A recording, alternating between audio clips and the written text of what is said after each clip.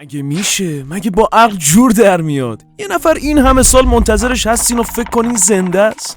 الان عمر مسن‌ترین آدم روی کره زمین 136 ساله. آخه 1000 سال. بابا یکم فکر کنین.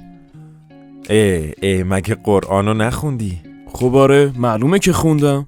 آواری کلا، خدا تو قرآن هم میگه نوح را به سوی قومش فرستادیم و 950 سال در بین آنان بود.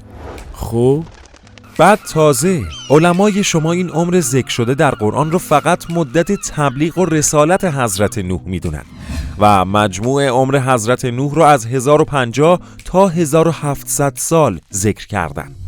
اینو از کجا میگی؟ این شد سوال درست.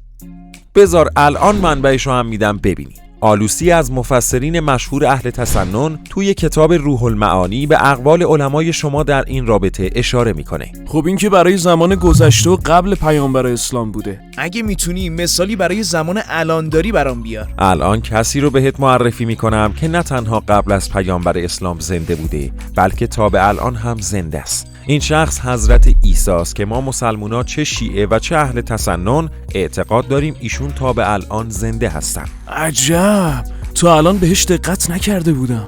بعدم مگه به این اعتقاد نداری که خدا به هر کاری تواناست و قدرت داره که هر کاری رو انجام بده؟ بله که قبول دارم. پس حل دیگه.